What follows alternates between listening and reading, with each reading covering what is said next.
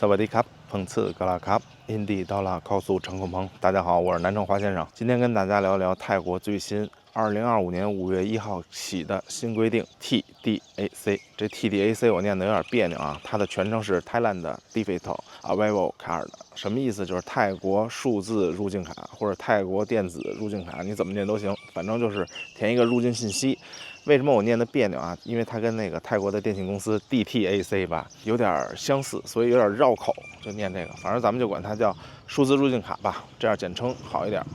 然后今天想说一说这个数字入境卡有几个注意的事项，主要其实它在那个移民局的网站上也填写入境卡的那个入境口呢，也已经写明了这个注意事项。我在这里边大概跟大家说一下。第一是所有入境的外国人都必须填写这个数字入境卡。第二是，如果你在泰国停留超过90天，需要做90天报到，这是人家再次提示了啊。第三是绝对不能工作，除非你有工作签证。第四是啥来着？哦，第四是填写时间。第四是填写时间，填写时间呢是要在入境前3天。但是呢，你填写的就是你超过3天也没法填，你最多填你入境前3天。还有一点呢，在泰国一个官方的介绍里边，视频介绍里边说，如果你忘了填也不要紧，我们到达泰国之后也可以填写，就是如果你上了飞机还没有填，到泰国之后也可以填，但是不建议那么做，因为那样会耽误更多的时间。那下面我们来一起看一下如何填写，很简单很快速的帮您过一遍这个如何填写这个数字入境卡。首先我们打开申请 TDAC 的这个网站，是移民局官方的网站，且只是唯一申请入口。在右上角可以选择语言，语言选择完了之后，我们可以看到左边这个点入境卡，点进来之后呢，我们填入我们的姓名、国家还有护照这些基本信息。然后有一个注意的，我们中国一般会打 China， 但是它这里边的国籍 Chinese 要打 Chinese。下边居住地区和国家一会儿我们再看，是有一点区别的。我们填写这些基本信息，出生的年月日，虽然可以选择中文，但是呢，填写比如说像职业这个地方的时候，只能填写英文。你看我填写中文之后，它是无效字段，也就是它无法识别中文，它要填写英文字母，不识别中文字母。好，那我们接着往下选，它这里边除了一个居住的国家，还让选一个居住的城市或者州。居住的城市州也是一样，如果您填写中文是没有用的，一定要填写英文字符，它会自动带出来相应的城市，填入您的电话号码，填国内的就可以。你看这边填国内就可以。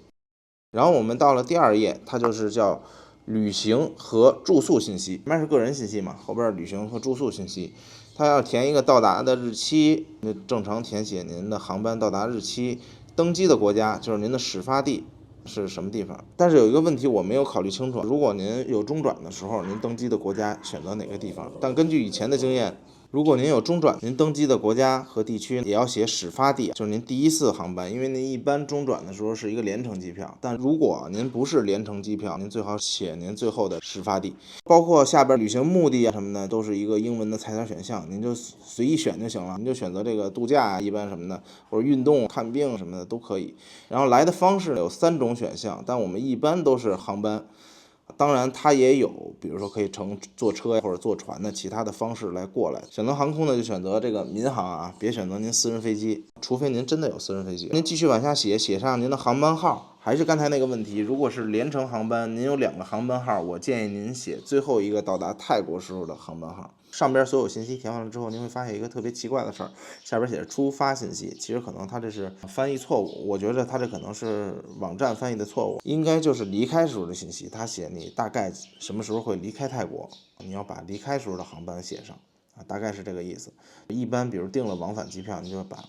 回程机票相关的信息写上就可以了。然后下边呢，我们就填一下住宿信息。住宿信息也很简单，您订完酒店或者说是公寓，自己有 house， 那您自己的地址您就按照它相应的地址填就行了。如果您是酒店，您就管它要一下酒店的入住单，入住单上一般都会有地址，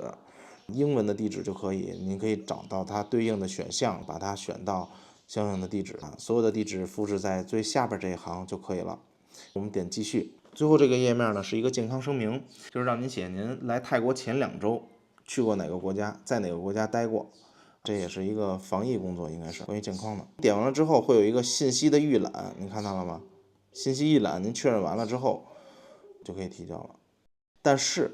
如果您不是一个人，您比如说家里几个人一起来的，还可以这样。您看到这个页面了吗？在信息健康声明这个页面，不要点预览，点这个增加其他旅行者。点完这个增加其他旅行者，填一下个人基本信息之后，那后面的旅行和住宿信息都可以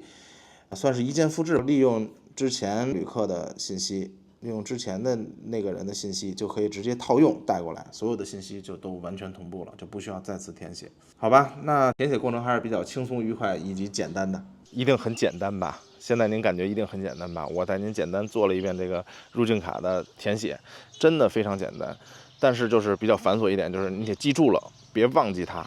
因为它相当于以前的 TM6，在飞机上空姐会发你一个表格，你填写就好了，不用特意的记这个事儿。但是现在您需要拿开手机，可能在您起飞之前等待飞机的过程中，对吧？您把它填了就好了，好吧？今天视频就到这儿吧，感谢您的观看。如果您觉得视频内容对您有帮助，请您点个收藏，谢谢您订阅我的频道，谢谢您，祝您平安喜乐，再见。